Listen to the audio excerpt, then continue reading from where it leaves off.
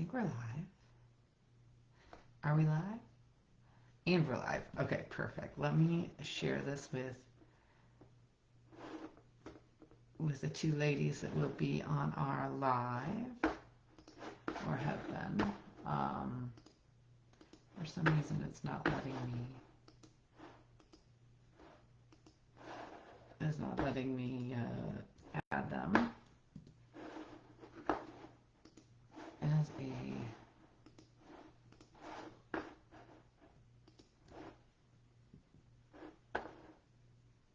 Okay, there we go. There we go. All right, we are live. So let's get started with day 20. How exciting that we have made it to day 20. I just want to start by saying something I think you all need to hear, and we need to believe before we actually get into the work.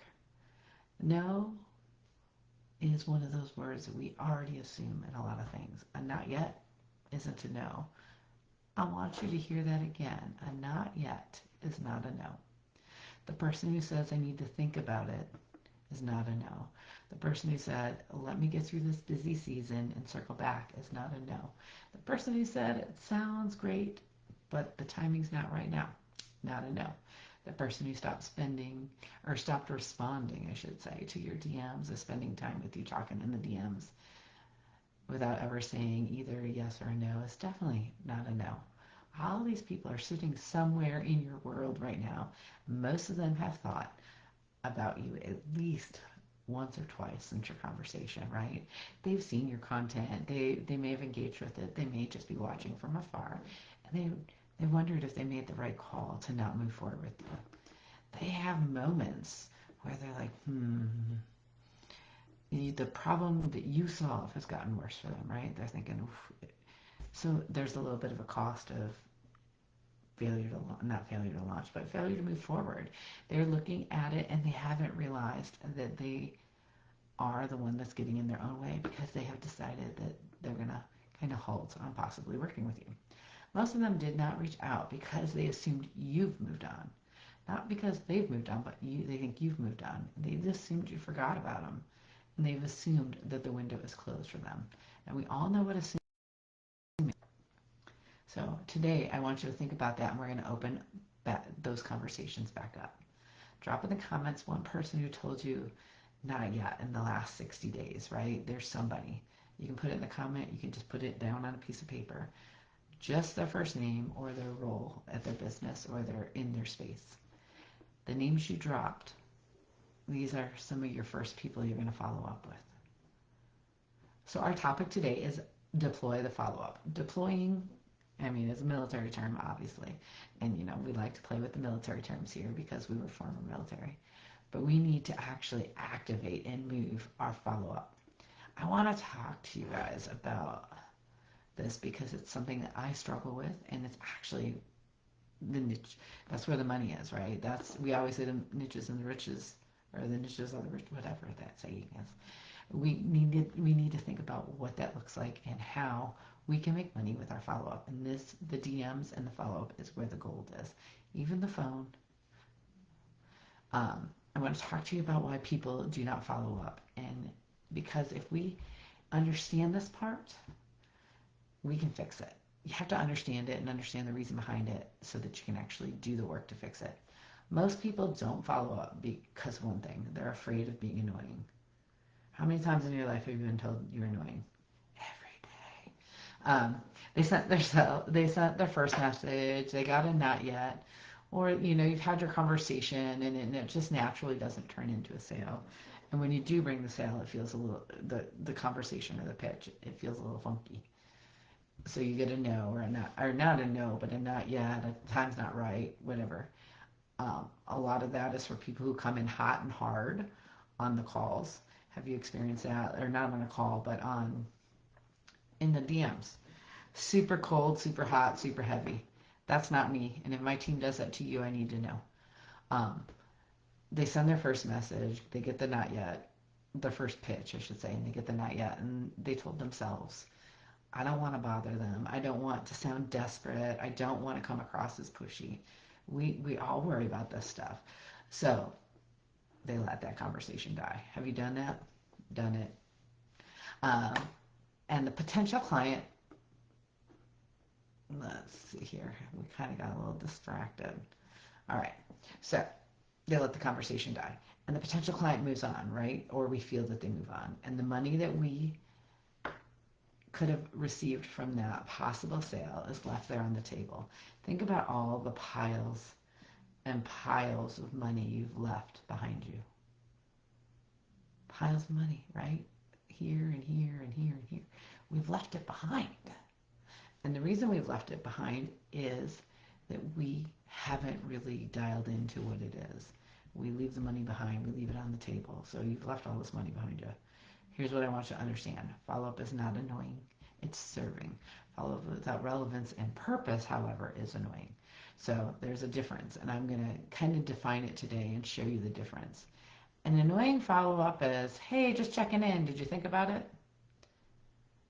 There's no humanity there. There's no giving a blank before you pitch them again, right? Just checking in. How are you doing? How are you feeling? Is a little bit better. We're going to get into what that looks like for each of you guys. But the reason why that's annoying is there is no value add. There's nothing you're giving in order to ask for something to receive, right? It just creates pressure. It feels funky. It feels gross. And it doesn't have any power. A powerful follow-up sounds completely different. The coach, the powerful follow-up would sound like, hey, I've been thinking about you since we last spoke. I saw something this week that made me think exactly of what you're dealing with, and I wanted to share it. And you share a link, you share a post, you give value. It could be a blog post you wrote. It could be a place where you're featured. It could be something someone else wrote, but it still had value for that person. And then you follow that up with, also, I just wanted to check in and see how things are going. No pressure at all. I genuinely just want to reach out. That follow-up does three things. It shows that you remembered them specifically. You added value. You remembered their problem. You remembered the things you talked about. And it opens up the door without any pressure. For a service provider, we've got a little bit more going on there. Let me get a drink here. For a service provider, a powerful follow-up is going to sound like, hey, I just wanted to circle back to our conversation. I actually just finished a project for someone with a very similar situation to yours, and the result was a specific result. I thought of you immediately, and I wanted to share it. If the timing has shifted and you want to explore this again, I would love to chat. If not, no worries at all. That follow-up does something uber powerful, I think. It shows new evidence. It creates fresh relevance, and it gives them an easy out, which is actually makes them more likely to say yes. So if you don't put the pressure to them, the yes is more likely. For someone who's a product creator, a powerful follow-up is, what do you think? Something that creates a fresh desire, right? Think something like, hey, I've been working as a new piece, and I made something that immediately made me think of you. I wanted to show it to you before I post it publicly. Want to take a look? That follow-up is irresistible because it makes them feel special, like you thought of them specifically, and it creates a hint of curiosity, which is genuine, right? And then we've got the people who deal with energy and alignment and things like that. And so you've got to deal with the follow-up slightly different, and that is all because it's an energetic piece, right? So something like this is, hey, I've been thinking about you lately. How are you really doing? I remember what you shared when we last talked, and I just wanted to reach out and see how things are. There's zero agenda, just checking on you as a person. And it re-engages the conversation. And for someone like a stay-at-home mom or someone who spends a lot of time caring for others, this struggle is real. It's one of the most powerful things you can do is ask them how they're doing. How are they really? Because most people in their life are asking and demanding, and nobody's really demanding things of them, right? And nobody's asking them how they are. And you are. You're being genuine, you're being caring, and you're offering her an olive branch of trust. And if she trusts you enough to say things are going on, you've actually been heard, and things hit a lot harder for them, and they're ready to get support. So you just need to foster, and you know that, you need to foster and bridge that trust barrier there, especially because you're dealing with energy, because it's not just the field within here, it's the whole field, right? in every single one of these cases, it's not about you setting a sale or digging in and getting a sale. It's about you getting them the help they need. And when people feel that they're getting the help they need, they're not going to see it as pushy. They're going to feel that you care about them. Serving them, right? So the follow-up you've been putting, I want to know, what's the follow-up you've been putting off the longest? If you've got it, put it in the chat. If not, I want you to write those numbers down on your piece of paper. How many days, weeks, months has it been since you've had the conversation? The longer you wait, the harder it's going to feel. So you need to start sending those follow-up messages today. This is something I have to do too. We all have to do it. It's the easiest one to put off. It's almost as easy to put off as getting in the DMs in general, right? Or putting out those phishing posts. There's an apprehension, or getting in front of the camera. Who cares what others think when you get in front of the camera? The right person, the right audience is going to love that you're on your camera. So we're on to today's moves. I'm trying to keep it shorter. I mean, getting closer to 20 minutes each day. Sorry, y'all. So here's our 4 moves for today. Move 1, list everyone who said not now in the last 60 days. Go through your DMs, go through your emails, go through your memory, write every single one down on a piece of paper before you do anything else. Pardon me. Seeing the full list is super important because most people who have more not yets sitting around than they actually realize. And what I like putting it into an Excel doc, but that's because I like Excel docs or Google Sheets. What you can do is write it down on a piece of paper, but this is so we know who we're going to actually reach out to. I want you to look at a lot of that. I want you to, for move 2, you're going to send a no pressure follow-up to 5 of those people today. And for the rest of the challenge, which is the next 10 days, you're going to keep writing.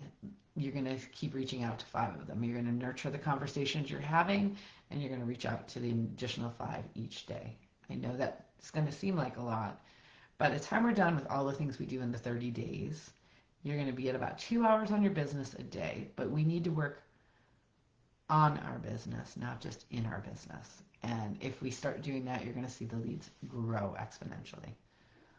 And then it's your job to close them. So move 1 was list it all out. Move 2 is start reaching out to them 5 a day.